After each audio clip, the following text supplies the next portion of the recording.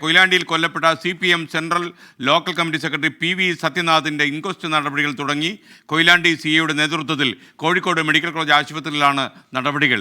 കേസിൽ പിടിയിലായ അഭിലാഷിനെ മദ്യപിച്ച് വാഹനമോടിച്ചതിന് CPM നിയന്ത്രണത്തിലുള്ള പാലിയേറ്റീവ് കെയറിൽ നിന്ന് പുറത്താക്കിയിരുന്നുവെന്ന് കാനത്തിൽ ജമീല MLA പറയുന്നു. നല്ല ഒരു രാഷ്ട്രീയ പ്രവർത്തകനാണ്. എല്ലാവരോടും ചിരിച്ചുകൊണ്ട് നിശബ്ദമായിട്ടുള്ള പ്രവർത്തനം നടത്തുന്ന ഒരു വ്യക്തിയാണ് സത്യം.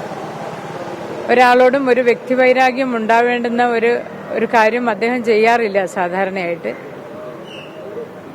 എന്താണ് എന്നുള്ളത് അറിയില്ല ഇതിന് കാരണം.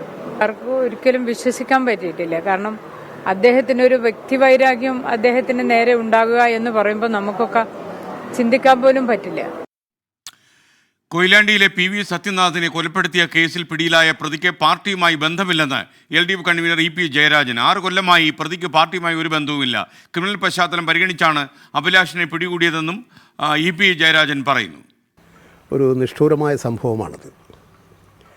പാർട്ടിയുടെ ഒരു ഉത്തമനായ സഖാവ്, ഒരു പൊതുപ്രവർത്തകൻ, അദ്ദേഹത്തെക്കുറിച്ച് ഒരു പാർട്ടിക്കാർക്കും വ്യത്യസ്തമായൊരു അഭിപ്രായം പറയാൻ കഴിയുന്നതല്ല. കൊലപാതകം നടത്തിയവന് പാർട്ടിയുമായിട്ടൊരു ബന്ധവുമില്ല. ഒരു 5-6 വർഷമായിട്ട്.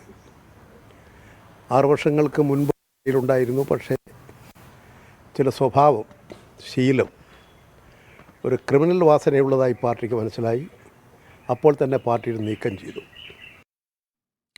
കോഴിക്കോട് മെഡിക്കൽ കോളേജ് ആശുപത്രിയിൽ നിന്നും രാഹുൽ സുരേഷ് തത്സമയം ചേരുന്നു. രാഹുൽ സുരേഷ്, പറയൂ മറ്റു വിശദാംശങ്ങൾ. SKN 9 മണിയോടുകൂടിയാണ് ഇൻക്വസ്റ്റ് നടപടികൾ ആരംഭിച്ചിട്ടുള്ളത്. കൊയിലാണ്ടി പോലീസിന്റെ നേതൃത്വത്തിൽ കോഴിക്കോട് മെഡിക്കൽ കോളേജിലാണ് ഇൻക്വസ്റ്റ് നടപടികൾ പുരോഗമിക്കുന്നത്. 2 മണിക്കൂറിനുള്ളിൽ ഇൻക്വസ്റ്റ് നടപടികൾ പൂർത്തിയാക്കിയ ശേഷമായിരിക്കും പോസ്റ്റ്മോർട്ടം നടപടികളിലേക്ക് കടക്കുക.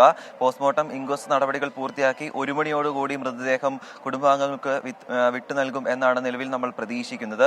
1 മണിയോടുകൂടി കോഴിക്കോട് നിന്ന് മൃതദേഹം കൊണ്ടുപോയാൽ വിലാപയാത്രയായിരിക്കും കൊയിലാണ്ടിയിലേക്ക് മൃതദേഹം എത്തിക്കുക. കൊയിലാണ്ടി നഗരസഭാ പരിധിയിൽ മൃതദേഹം എത്തിച്ച ശേഷം 3 മണി മുതൽ 5 മണി വരെ കൊയിലാണ്ടി ടൗൺ ഹാളിൽ പൊതുദർശനം ഉണ്ടാകും. അതിനുശേഷം 7 മണിയോടുകൂടി കൊയിലാണ്ടിയിലെ വീട്ടുവളപ്പിലായിരിക്കും സംസ്കാര ചടങ്ങുകൾ നടക്കുക. ഇനി പോസ്റ്റ്മോർട്ടം റിപ്പോർട്ട് ഉൾപ്പെടെ പുറത്തു വന്നാലാണ് മരണകാരണം സംബന്ധിച്ച് കൂടുതൽ വ്യക്തത വരികയുള്ളൂ. അതോടൊപ്പം പാർട്ടിയുമായി ബന്ധപ്പെടുമ്പോൾ ഇപ്പോഴും വ്യക്തിവൈരാഗ്യം തന്നെയാണ് ഇത്തരത്തിൽ കൊലപാതകത്തിലേക്ക് എത്തിച്ചതെന്നാണ് LDF കൺവീനർ EP ജയരാജനും ഒപ്പം തന്നെ അല്പം മുമ്പ് കോഴിക്കോട് ജില്ലാ സെക്രട്ടറി കൂടിയായ P മോഹനൻ മാഷും സംസാരിച്ചിരുന്നു. അദ്ദേഹം പറയുന്നത് വ്യക്തിവൈരാഗ്യം തന്നെയാണ് ഇത്തരത്തിൽ ഒരു കൊലപാതകത്തിലേക്ക് എത്തിച്ചതെന്നാണ്. അതിൽ പോലീസ് അന്വേഷണം നടക്കട്ടെ എന്ന് തന്നെയാണ് പാർട്ടി നിലപാട് ഇപ്പോഴും പറയുന്നത്. എന്താണെങ്കിലും ഇൻക്വസ്റ്റ് നടപടികൾ കോഴിക്കോട് മെഡിക്കൽ കോളേജിൽ പുരോഗമിക്കുകയാണ്. Okay, thank you Rahul Suresh.